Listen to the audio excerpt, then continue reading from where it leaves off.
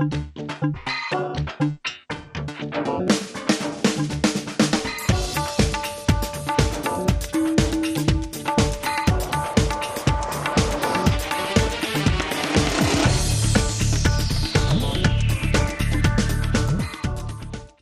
दोस्तों, एक बार फिर से आप सभी का बहुत स्वागत है आपके अपने कार्यक्रम जीना इसी का नाम में। और आज जो टॉपिक हम आपके पास लेकर आए हैं वो टॉपिक है यात्रा। जी हाँ, जर्नी। यात्रा किस प्रकार से आपको प्रभावित करती है, कितना चेंज करती है, आप अपने आप को कितना चार्ज कर सकते हैं यात्रा से, ये जानने की हम कोशिश करेंगे। हमारे साथ मौजूद हैं मशहूर मोटिवेटर डॉक्टर राजेश शर्मा जी। एक बार फिर से सर आपका बहुत स्वागत है आपके अपने प्रोग्राम में। और आज का विषय है यात्रा। यात्रा हमें कितना चार्ज करती है, कितना प्रभावित करती है, और यात्रा से हम क्या कुछ सीखते हैं। जीना इसी का नाम है। इस यात्रा में हम यहाँ तक आ गए जी। इसके कई एपिसोड जो है हम साझा कर चुके हैं जी। अपन यात्रा को अगर परिभाषित करें विवेक, तो यात्रा है क्या? यात्रा ये है कि वर्तमान क्षण से भविष्य की तरफ जाना। वाह। मैं जहाँ पे हूँ जी। अभी, उदाहरण के रूप में मान लीजिए अगर 9 बजे हैं तो मेरी जब यात्रा शुरू होगी तो 10 मिनट बाद ये यात्रा कहाँ पहुँचेगी, वो 10 मिनट बाद की बात है। वो 10 मिनट जो है 9:10 तो अभी भविष्य के गर्भ में छिपे हुए हैं, है ना? तो जब हम यात्रा की बात करते हैं जीवन में, इस क्षण से, इस बिंदु से हमेशा प्रोग्रेसिव होना, अर्थात जहाँ है वहाँ से हटना, जहाँ है वहाँ से परिवर्तन होना।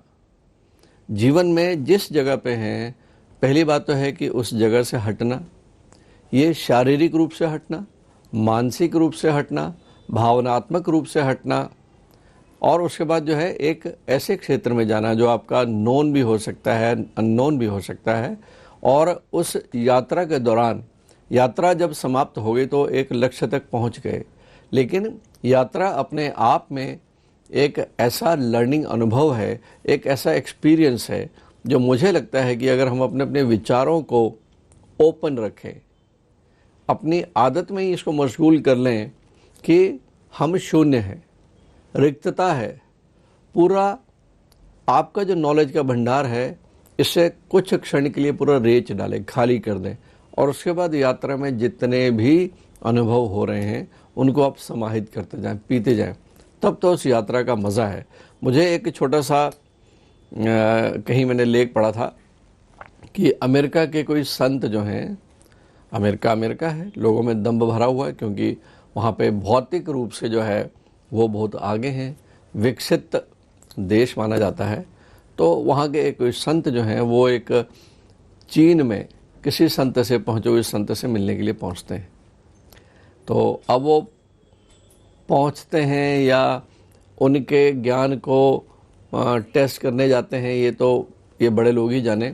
लेकिन जो चीन के संत थे वो पहुँचे हुए थे, उन्होंने उनकी मन की भावना को ताड़ लिया कि ये कुछ ना कुछ जो है मेरे से टेस्ट लेने आए कि हम लेते हैं, हम जो है अपनी कसौटी पे, हम किसी को भी ज्ञानी, किसी को भी गुरु इतनी आसानी से नहीं मानते।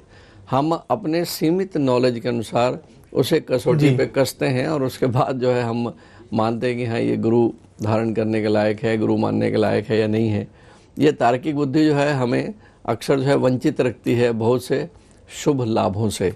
तो वो जो संत हैं वो जब वहाँ पहुँचते हैं तो जो चीन के संत थे वो भी ताड़ गए इस बात को कि ये आए हैं मेरे पास में। तो वो अपने जो शिष्य हैं उनसे वो वहाँ की स्पेशल चाय बुलवाते हैं। तो बोलते हैं कि डालिए, वो अमेरिकन जो संत हैं वो उनको बोलते हैं कि भैया आप चाय डालिए। तो वो अमेरिकन संत देखते हैं कि जो चीनी संत हैं उनका जो कप है उसमें ऑलरेडी चाय पहले से भरी हुई है। तो भरे हुए चाय के प्याले को वो बोलते हैं कि डालिए डालिए।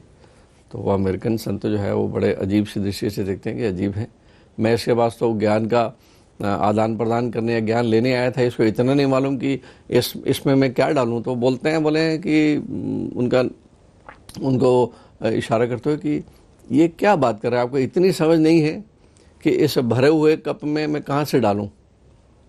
तो वहीं पे मुस्कान के साथ में जो चीनी संत हैं वो बोलते हैं यही बात तो मैं आपसे कहता हूँ कि यहाँ जब आए हैं, आप कुछ अगर लेने के लिए आए हैं जी, तो आप अपने इस पात्र को खाली करें पहले। वो पहले से ही इतना भरा हुआ है कि उसमें मैं क्या डालूं। वाह, तो सवाल उठता ये है विवेक कि हम जब यात्रा करते हैं, जी, अक्सर मैंने देखा है कि हम अपना अनुभव अगर साझा करने की कोशिश करें किसी मित्र मंडली के समूह में, परिवार के साथ बैठे हों, कहीं हम अपनी यात्रा से लौट के आए हैं, धार्मिक यात्रा हो, तीर्थ स्थान की यात्रा हो, विदेशी यात्रा हो, अक्सर लोग इतने उतावले होते हैं, उनके अंदर इतना कुछ भरा होता है विवेक, कि हम कहीं बाहर से आए और अपने अनुभव को साझा करने के लिए बैठे हैं। जी, उदाहरण के तौर पे मैं अगर वैष्णो देवी की यात्रा ही है, जी, वैष्णो देवी से मैं भी लौट के आया और हम कहीं किसी परिवार में गए, वहाँ 2 दोस्त 4 दोस्त परिवार से बैठे हैं और जैसे ही हमने शुरुआत की कि भाई हम कल ही आए हैं और मैं कुछ सुनाना चाहता हूँ, कुछ विलक्षण अनुभव साझा करना चाहता हूँ कि भाई हम वैष्णो देवी से भी लौट के आए हैं। आपकी बात पूरी होगी नहीं कि वहाँ से एक व्यक्ति या उनकी पत्नी, अरे हम तो अभी 4 महीने पहले तो गए थे, अरे बड़ा अच्छा लगा, हम तो वहाँ पे वैष्णो देवी गए और ऐसा था। उनकी बात खत्म नहीं हुई तो दूसरे ने शुरू कर दी, तीसरे ने। अर्थात श्रोता बनना, सुनना, शांति के साथ में एक गुड लिसनिंग, ये भी एक कला है। वाह, हम यात्रा में भी हम जब चलते हैं तो कितने अनुभव मिलते हैं, कितने ऐसे लोग मिलेंगे आपको, कितने दृश्य दिखेंगे आपको। अगर आप में वो जिज्ञासा है, जिज्ञासा, यहाँ पे ये जो शब्द है जिज्ञासु होना, अर्थात एक लर्निंग, हमेशा विद्यार्थी बने रहना, जी, तभी जो है आपके ज्ञान में भंडार आपका बढ़ता है। तो यात्रा जो है तो जीवन यात्रा है, चाहे आप जो है उसे ब्रह्मचर्य, गृहस्थ, वानप्रस्थ और सन्यासी यात्रा कर लें। और मेरे व्यक्तिगत अनुभव से अगर मैं देखता हूँ तो मुझे लगता है कि पूरे जीवन को अगर दशकों में हम बांट देते हैं, अगर एक व्यक्ति आज के इस परिप्रेक्ष्य में, आज के इस आधुनिक युग में जहाँ पे चिकित्सा बेहतरीन तरीके से उपलब्ध है हम सबके बीच में, तो आम 80 साल के हम पुरुषों को देख सकते हैं। 80 साल के बाद में फिर परेशानी आती है, बट 80 साल तक अगर मान के चलते हैं कि कोई व्यक्ति जो है एक ठीक ठाक जीवन को जीता है, तो 8 दशक हो गए। इन 8 दशकों को अगर नापते हैं तो 10 साल, 10 से 20 साल, 20 से 30, 30 से 40। मैंने एक बार इस पे विचार किया था विवेक जी, तो मुझे बड़ा आश्चर्य हुआ कि हर दशक का अपना एक अलग होराइजन है, हर दशक की अपनी एक सोच है। आपका जो अनुभव है, अनुभव तो मिलता ही रहता है, लेकिन इसके साथ जो है जो हमारे इंटेलेक्ट का डेवलप होना, हमारा बौद्धिक स्तर हर दशक में बढ़ता है। लेकिन परेशानी क्या आती है कि चौथे दशक के बाद, अर्थात मेडिकली भी अगर हम बात करते हैं तो 40 साल के बाद में हर साल शारीरिक रूप से हम जो है डीजनरेट होते हैं। मैं इसे ये नहीं कहूँगा कि कमज़ोर होते हैं, ये बाय डिफ़ॉल्ट प्रकृति की रचना है कि 40 साल के बाद में ढलान शुरू होती है और हर साल 1% जो है हम आंतरिक और बाह्य रूप से जो है हम डीजनरेट होते हैं। 60-70 साल के व्यक्ति का शरीर कमज़ोर हो जाएगा, लेकिन उसका दिमाग कमज़ोर नहीं होता। उसके मन की इच्छाएं, उसकी कामनाएं, उसकी वासनाएं, शरीर जब साथ नहीं देता तो उम्र का एक वो पड़ाव आता है जब कुंठाएं डेवलप होती हैं। वो परेशानी जो है, इसलिए हमारे भारत में जब हम बोलते हैं, हमारे वेदों में कहा जाता है कि गृहस्थ आश्रम के बाद जब आप वानप्रस्थ में प्रवेश करते हैं, वानप्रस्थ के बाद जब संन्यास आश्रम में प्रवेश करते हैं, तो यहाँ जो संतुलन है मन का और तन का, अर्थात विचारों का और शरीर द्वारा जो है आपकी जो शारीरिक ताकत क्षमता का, यहाँ पे जो है संतुलन बहुत आवश्यक है। आपके मन के भीतर जो होता है वो तन पे छाप छोड़ता है। अगर ब्लड प्रेशर है तो पहले सबसे पहले तो मन में ब्लड प्रेशर आया होगा, मन में कहीं तनाव आया होगा। अगर आपको डायबिटीज़ है तो पहले मन में कोई ऐसे विचार आए होंगे। अगर कैंसर से पीड़ित हैं तो पहले मन में। तो आज के इस युग में, इस कलयुग में अगर देखते हैं तो कलयुग में बैक्टीरिया जनित रोग तो बहुत कम हो गए। मेडिकल साइंस ने, स्वच्छता ने, एंटीबायोटिक्स ने, दवाइयों ने जो है सब चीज़ों पे काबू पा लिया। स्मॉल पॉक्स पे काबू पा लिया, टीबी पे काबू पा लिया, लेप्रोसी पे काबू पा लिया, लेकिन डे बाय डे बढ़ने वाले जितने भी रोग हैं, विकार हैं, वो केवल मन के विकार तो हैं। अगर आपको उदाहरण के तौर पे अगर एक 45 साल या 50 साल में जाके किसी को हार्ट अटैक होता है तो वो कारण 45 में नहीं था, वो जब 20 साल का युवा था तभी इसका बीज आ चुका था कि ये 45 साल का होगा तो इसे ब्लड प्रेशर होगा, इसके दिमाग की नस फटेगी, इसे डायबिटीज होगी, इसे कैंसर होगा। तो इसे मेडिकल साइंस ने पिछले कुछ दशकों से बहुत विशेष ध्यान दिया है, खास करके पाश्चात्य देशों में जब खोज हुई है जब इसकी, तो मेरा व्यक्तिगत अनुभव है कि धीरे धीरे जो पाश्चात्य स्टडीज हैं जो वो भी हमारे इस वैदिक सनातन स्वास्थ्य चिंतन का लोहा मानने लगी हैं कि आयुर्वेद केवल जड़ी बूटी का ज्ञान नहीं है, आयुर्वेद है नॉलेज ऑफ लाइफ। आयुर मतलब जीवन, वेद मतलब ज्ञान, नॉलेज। तो जीना कैसे है, जीवन कैसा होना चाहिए, ये सारे के सारे जो इसकी जो लॉग बुक है जीवन की, ये तो हमारे वेदों में, हमारे उपनिषदों में सब दी हुई है। और मैं तो यही कहूँगा कि आपने इसको अपने शार्प ऑफ इंटेलिजेंसी, और कई बार ऐसा होता है कि हम सुनकर बड़े इतने ज़्यादा द्रवित हो जाते हैं, हालांकि द्रवित थोड़ा सा नेगेटिव शब्द है, लेकिन जब आपने जो बात कही थी कि 40 के बाद व्यक्ति का शरीर ढलान पर है लेकिन उसका मन नहीं है, उसका मस्तिष्क नहीं है, बड़ी अच्छी बात डॉक्टर साहब ने बताई। अगला सवाल भी डॉक्टर साहब यही है कि इस स्ट्रेस भरे माहौल में, हालांकि आप तो कहते हैं कि स्ट्रेस नाम की कोई चीज़ नहीं होती है, अगर आप अपने आप को बेहतर खुद की परवरिश भी बहुत अच्छे से रखते हैं तो कभी स्ट्रेस नहीं आएगा। लेकिन मान लीजिए स्ट्रेस आ गया तो ये यात्रा हमें स्ट्रेस से क्या मुक्ति दिला सकती है? विवेक, देखिए, जब हम जीवन जीते हैं तो ये पूरा संसार जो है, अगर हम बात करते हैं कि संसार आपके लिए कोई पलकें बिछाए नहीं बैठा हुआ, ठीक है, यहाँ तो क्रेव मेंटलिटी है ही है कि जो इस समाज में ऊपर बढ़ने की कोशिश करता है उसे पकड़ के नीचे खींचा जाता है, और इस आपस की रस्साकशी में, ठीक है, जो चीज़ें, जो भाव आपके मन में उमड़ते हैं, ठीक है, वहीं पे उदास होना, वहीं पे नफ़रत होना, घृणा होना, दुखी होना, एकांकीपन, ठीक है, और उसके बाद जो है फिर सारी की सारी चीज़ें जो एक ऋणात्मकता पैदा करती हैं, अंततः वो ऋणात्मकता आपके शरीर को कमज़ोर भी करती है और तमाम विकार जो है। पतंजलि यही कहते हैं पतंजलि कि मन की जो वृत्तियां हैं, उन्होंने उसका नाम दिया वृत्तियां, तो मन की वृत्तियां ही जो हैं वो अल्टीमेटली आपके शरीर को क्षीण करती हैं, बीमार करती हैं, विकार पैदा करती हैं। और यहाँ पे जब बात करते हैं, हम स्ट्रेस की बात करते हैं, तो हमारे पास तो पहले से ही एंटी स्ट्रेस कितने मेथोडोलॉजी हैं। हम जब बात करते हैं कि जब भी क्रोध आता है जी तो क्या करना चाहिए, बोलते हैं लोग कि एक घूंट ठंडा पानी पी लीजिए, अर्थात अपने विचारों की श्रृंखला को भंग करना। जब भी क्रोध आए शांत मन से बैठें, गहरी लंबी श्वास लें। श्वास, क्यों गहरी लंबी श्वास लें, श्वास का यहाँ पे क्या अर्थ है? हम जब बात करते हैं जीवन के साथ में श्वास और जीवन, श्वास के साथ भी जब हम किसी भी आध्यात्मिक क्रिया को सशरीर संपन्न करते हैं तो सांसों का बहुत महत्व है। कहा भी जाता है कि breathing is a bridge between mind and body.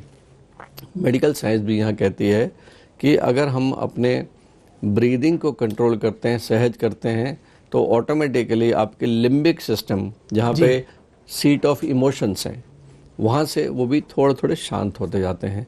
श्वास के माध्यम से साधा जा सकता है अपने मन को, इसलिए प्राणायाम में, ध्यान में श्वास का बहुत महत्व है। और स्ट्रेस के बिना तो हम जी नहीं सकते, मैं नहीं कह सकता, लेकिन हाँ, स्ट्रेस को कैसे रिएक्ट करना है, स्ट्रेस के प्रति आपका रिस्पॉन्स कैसा होना चाहिए। और यहाँ जब बात आती है, जब आप एक, क्या होता है विवेक की, हम एक अपने एप्रहेंशन से बहुत घबराते हैं। एग्जाम्पल के तौर पे, मेरा आज इंटरव्यू है और मैं एग्ज़ाम देने जा रहा हूँ, मेरा वाइवा है, वाह के पहले कैसी हालत हो जाती है, एग्जामिनेशन हॉल के अंदर जाने से पहले कैसे धड़कन बढ़ जाती है। कुछ लोगों को जो है एकदम हल्कापन लगने लगता है, कुछ लोगों को अजीब सा तितलियां दौड़ने लगती हैं स्टमक में, पेट के अंदर में झंझनाहट सी आ जाती है, दिमाग सुन्न हो जाता है। एग्ज़ाम के जस्ट पहले लगता है कि सब शून्य हो गया, घबराहट हो जाती है बिल्कुल। विद्यार्थियों के लिए यह, हम भी अपने कॉलेज से सब निकले हुए हैं, कैसे अजीब सी बहुत बहुत भयानक फीलिंग से गुजरना पड़ता है हम सबको जब इस तरह के चुनौती भरे क्षण आते हैं।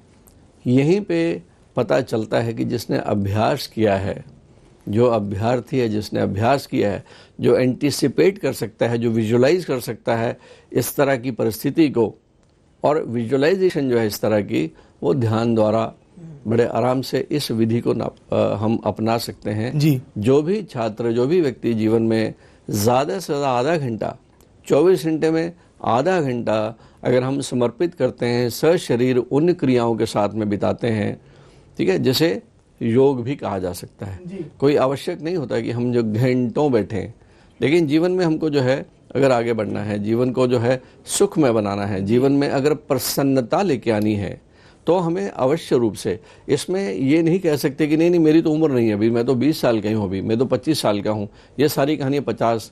ये आपकी सोच गलत है दोस्तों, क्योंकि 50 साल में आके तो हार्ट अटैक आने वाला है, 50 साल में आके तो आपको डायबिटीज़ हो जाएगी, 50 साल में आके तो पेप्टिक अल्सर हो जाएगा। ये सारी की सारी चीज़ें जब आप 20-22 साल के हैं, तब से अगर हम धीरे धीरे अपने जीवन को एक अनुशासित तरीके से केवल और केवल दिन में आधा पौन घंटा अगर हम एक ख़ास विधि के साथ में, जैसे हम योग कहते हैं, योग का मतलब आसन और केवल प्राणायाम नहीं होता। योग एक ऐसी विधि है, जीवन को बेहतरीन तरीके से जीने की क्रिया को ही योग कहते हैं। ये अनुभव आपको सिखाते हैं कि कैसी भी चुनौती आए उसका सामना कैसे करें। आप गीता का उदाहरण ले लें, आप महाभारत का उदाहरण ले लें, आप रामायण का उदाहरण ले लें। कभी राम ने नहीं सोचा होगा कि उनके जीवन में 14 साल का वनवास आएगा, कभी जीवन में नहीं सोचा होगा कि सीता माँ के साथ में एक इस तरह की घटना घटेगी, कभी जीवन में नहीं सोचा होगा कि उन्हें रावण को परास्त करने के लिए कितने लोगों से सहायता लेनी पड़ेगी, भगवान होते हुए भी। तो ये सारी की सारी चीज़ें जो हैं, ये लेसन्स हैं।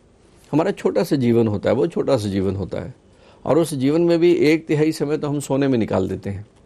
अगर वाकई देखें तो प्रोडक्टिव समय, अगर एक व्यक्ति 80 साल जीता है तो महज चंद महीने ही बचते हैं। ये बड़ा आश्चर्यजनक कैलकुलेशन होता है विवेक, कि हम सोचते हैं कि यार 70 साल 80 साल, मैं जब 50 साल का जो हो जाऊंगा तब मैं जीवन जाऊंगा। अरे 50 साल क्या, 25 साल तक तो आपने जीवन ही शुरू नहीं किया। 25 साल तक तो आप केवल विद्या हासिल कर रहे हैं। जी। उसके बाद आपने जीवन चालू किया, आपका परिवार आ गया, परिवार की बढ़ोतरी, फिर आपको थोड़ी सी अकल आई, आपके माँ बाप बूढ़े हो गए। जब वहाँ से हम आगे बढ़ते हैं तो आगे बच्चे बड़े हो जाते हैं, ठीक है। तो एक के बाद में कुछ ना कुछ तो लगा रहता है। उसके बीच में जो है जाके देखिए, कांटे जीवन में हमेशा अधिकता में ही रहेंगे। जो फूल हैं वही हमको चुनना पड़ेगा कांटों के बीच से। तो ये आपकी जो मानसिकता है, आपकी दृष्टि है, स्ट्रेस तो बहुत है, उस स्ट्रेस को जो है एक पॉजिटिविटी के रूप में लेके आना।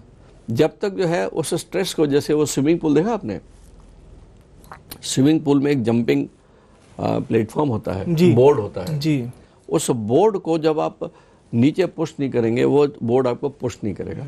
तो स्ट्रेस को हमेशा जो है एक ऐसे चैलेंज के रूप में लेना चाहिए। बिल्कुल। स्ट्रेस आपको एक ऐसी ऊर्जा दे, जैसे रॉकेट होता है ना, रॉकेट के पीछे से जो है जब फ्यूल निकलता है, आग निकलती है पीछे से, और वही आग उसको जो है रॉकेट को ऊपर की गति देती है। तो कोई भी चुनौती है जीवन में, उसे एक अपने एक मोटिवेशन के रूप में ले, एक चैलेंज के रूप में ले। आपके अंदर वो एक जुनून आना चाहिए कि अच्छा मैं देखता हूँ, मैं किसी से कम नहीं। बिल्कुल ठीक है, ये भाव तो हमेशा होना चाहिए। ये अहम का भाव नहीं है, ये केवल आपकी सोई हुई शक्तियों को जताने का है। बिल्कुल। हनुमान जी को कभी अहम नहीं था, लेकिन हनुमान जी को उनकी ताकत दिखाने के लिए छेड़ना पड़ता था कि नहीं तुम तो श्रीलंका भी क्या नहीं कर सकते हो आप। तो ये भाव हमें आना चाहिए, और तभी हमारा जो है विकास हो सकता है, सर्वांगीण विकास, तन से, मन से, अर्थ से, रिश्तों से, शरीर से। हमेशा बेहतर बनने का प्रयास हमको हर क्षण प्रतिपल करना चाहिए। बिल्कुल बिल्कुल। और मेरा अंतिम सवाल यही रहेगा कि एक व्यक्ति होता है जो कहता है कि मैं 365 डेज मोड में काम करता हूँ, मैं इस धरती पर आया हूँ आराम करने के लिए नहीं, मैं 365 दिन काम करूंगा, हमेशा काम करूंगा। इससे इतर में एक व्यक्ति वो देखते हैं जो वीकेंड एंजॉय करता है, अपने वीकेंड पर अपने कामों का भी आकलन करता है और परिवार को भी समय देता है और हर छुट्टियां बहुत अच्छे से निभाता है। लेकिन हम देखते हैं कि वो छुट्टी निभाने वाला व्यक्ति न केवल क्रिएटिव होता है बल्कि उसकी सोच भी बहुत क्रिएटिव तो होती है, लेकिन थोड़ी सी उस व्यक्ति से इतर होती है जो अपने आप को सिर्फ काम के बोझ के तले बांध के रखा है। ये थोड़ा सा इसमें आपसे उत्तर चाहूंगा। विवेक, दो चीजें हैं। मैं यहाँ ये कहना चाहूंगा, एक सेंटेंस है work is worship, work is worship पहला, और दूसरा है कि your profession is your passion. क्या आपका प्रोफेशन आपका पैशन है? क्या आप अपने काम को पूजा मानते हैं? यदि ये दो चीज़ें आपके साथ हैं तो आपको किसी छुट्टी की ज़रूरत नहीं। खास करके उस काम को एक बोझ के रूप में लेके सोमवार से लेके शुक्रवार तक जो है थके भाव से अपने कार्यालय जाना, अपने अफसर अपने काम पे जाना महज इसलिए कि महीने के बाद जो है आपको सैलरी मिल जाएगी, और फिर हमेशा जो है सोमवार से ही शनिवार और इतवार की प्रतीक्षा करने लगा यार कि अब शनिवार इतवार थोड़ा चिल करेंगे। ये नेगेटिविटी है, आप में कभी भी बरकत नहीं आएगी। तो ये जो चीज़ें होती हैं, जो पॉजिटिविटी है, जो दिव्यता, तो तब आती है जब हम बोलते हैं वर्क इज़ वर्शिप, या आपका प्रोफेशन जो है वो ही क्या आपका पैशन है, या जो आपका पैशन है उसी को आप जो है प्रोफेशन बना लें। एक पिक्चर आई थी मेरे ख्याल से 3 इडियट थी शायद, तो उसमें जो है जो पिताजी हैं वो बच्चे को जो है ज़बरदस्ती इंजीनियरिंग कॉलेज भेजते हैं, लेकिन बच्चे का मन होता है कि वो एक कैमरामैन बने, वो नेशनल लेवल पे इंटरनेशनल लेवल पे जो है वो फोटोग्राफी का शौक़ है। तो सवाल उठता है कि ये आप हो, ये आप डिसाइड करोगे कि, और इसमें ये भी मैं कहूँगा कि प्रारब्ध भी बहुत बड़ा रोल अदा करता है, आपके घर के संस्कार भी बहुत बड़ा रोल अदा करते हैं, और आप ये देखिए कि आपका मन किस तरफ जाने का है, और उसके अनुसार जो है किसी काउंसलर से भी सहायता ले सकते हैं। उनके कुछ सवाल होते हैं, कम से कम जो है जब हम 11वीं 12वीं के बाद में, हम जब 10वीं के बाद में जब सब्जेक्ट लेते हैं, तो वो एक ऐसा क्षण होता है जब सोच समझ के, आज आर्ट्स है, कॉमर्स है, मैथ्स है, बायो है, इकोनॉमिक्स है, कई ऐसी चीज़ें हैं। तो छात्रों के लिए मैं विवेक बोलूँगा कि जी, आप आने वाले समय में आपका पैशन ही आपका प्रोफेशन बने, आपका वर्क ही वर्शिप बने, तो जीवन पर्यंत जो है आपको कभी बोरियत नहीं होगी, आपको कभी परेशानी नहीं होगी। हाँ, मैं ये ज़रूर कहना चाहूँगा कि हाँ, अपने साथ, अपने लोगों के साथ में, अपने परिवार के साथ समय बिताना जो है वो हमेशा एक रिचार्ज करता है, हमेशा रिचार्ज करता है आपको, और हमेशा नए रहने के लिए एक नयापन जो है जीवन में। एक छोटा सा एग्जांपल लेता हूँ, आपके ड्राइंग रूम में सोफ़ा पड़ा हुआ है, सालों साल जो है सोफ़ा पड़ा है, आप किसी दिन कोशिश करिए कि सोफ़े का तरीका बदल दें। हम हर दिवाली के समय में घर में एक अलग तरह का पेंट कर देते हैं, पर्दों को बदल देते हैं। छोटा छोटा परिवर्तन जो है आपके जीवन में एक नयापन लेके आता है। तो इस नएपन के लिए जो है ये आप ही जवाबदार हैं। तो वैसा एटीट्यूड अपनाइए, जीवन में हमेशा मस्त रहिए, सेवा भाव के साथ भी जीवन जिए, और ईश्वर से हमेशा यही मांगे कि मुझे माध्यम बना कि मैं ईश्वर के इस जगत में कैसे सेवक के रूप में मैं जीवन व्यतीत कर सकूं। बिल्कुल बिल्कुल। और मंत्रमुग्ध करने वाली बात है, क्योंकि मैंने तो आपसे केवल एक सवाल पूछा था, आपने तो पूरा इसका क्रिएटिव मोड भी बता दिया। और सबसे अच्छी बात जो आपने बताई कि दो तरह के व्यक्ति हैं। एक व्यक्ति सोचता ही नहीं है कि मैं छुट्टी लूंगा तब अपने लिए कुछ अच्छा करूंगा, अगर वो पूरा वर्कोहॉलिक मोड में ही है, और किस तरह से वो अपने स्ट्रेस को भी दूर कर सकता है। डॉक्टर साहब, एक लाइन में अगर कहें इसी बात को, हालांकि आपने बहुत अच्छी बात बताई, एक लाइन में केवल समझने के लिए, कि एक व्यक्ति वो है जो अपने काम में पूरी मेहनत करता है, पूरी शिद्दत से, ईमानदारी से, लेकिन महीने के आखिर में वो पहुंचता है और देखता है कि मेरे कलीग्स मुझसे कम मेहनत करते थे बट इनिशिएटिव उन्हें ज़्यादा मिल गया। ये वाली चीज़। एक छोटा सा किस्सा है विवेक। एक बहुत पुराना वर्कर होता है एक फैक्ट्री में, एक संस्था में। उस संस्था का काम होता है कि जंगल से लकड़ी काट के लाना, तो उसे कुल्हाड़ी दी होती है, तो वो अपने जो है एक दिन में 5 पेड़ काटता है, ठीक है, और 25 सालों से उस संस्था के साथ है, सीनियर भी है। और अचानक जो है एक नया लड़का उसके सामने रखा जाता है जी, और देखते देखते वो लड़का जो है वो उससे ज़्यादा उसकी इनकम जो है, जो सेठ जो है उससे ज़्यादा इनकम देता है। तो ये 25 साल से उस नौकरी में जो है ये आहत होता है कि देखिए मैं इतना सीनियर हूँ, ये कल का लड़का आया वही काम कर रहा है लकड़ी का और इससे ज़्यादा, तो वो जाके उस एम्प्लॉयर से पूछता है यार कि ये तो गलत बात है कि मैं 25 साल से सेवा कर रहा हूँ, ईमानदारी से सेवा कर रहा हूँ। तो बोले आपने कोई देखा आपने कि वो एक दिन में कितने पेड़ काट लेता है? जी। मैं तो 5 काटता हूँ, कितने काटता हूँ? बोले देखो वो 8 पेड़ काटता है। बोले क्यों, कुल्हाड़ी भी वही? बोले नहीं, वो रोज अपनी कुल्हाड़ी को तेज करता है, तुम अपनी कुल्हाड़ी को तेज नहीं। वाह, तो शार्पन द एक्स बोलते हैं इसको। जी जी। तो मेरा ऐसा मानना है कि आप जहां भी काम करते हैं, ये कहना है कि जो है मेरा कलीग जो है वो ज़्यादा सैलरी लेता है उसके पीछे कारण होगा, आप अपने आप को देखिए, सामने वाले को मत देखें। हमेशा खुद को देखिए, खुद को पहचाने, खुद के दोष जो हैं उनको स्वीकार करके उन्हें ठीक करें, सफलता जरूर मिलेगी। ये बहुत अच्छी बात आपने कही और आपकी इसी बात के साथ इस कार्यक्रम का समापन करते हैं। बहुत बहुत धन्यवाद डॉक्टर राजेश शर्मा जी, हमारे दर्शकों का ज्ञानवर्धन करने के लिए। आपको ये प्रोग्राम कैसा लगा हमें लिख के अवश्य बताइए। अगले एपिसोड में फिर किसी अच्छे टॉपिक के साथ मिलेंगे। टॉपिक भी बता सकते हैं आप, लिख के जरूर बताइएगा। बहुत बहुत धन्यवाद, नमस्कार।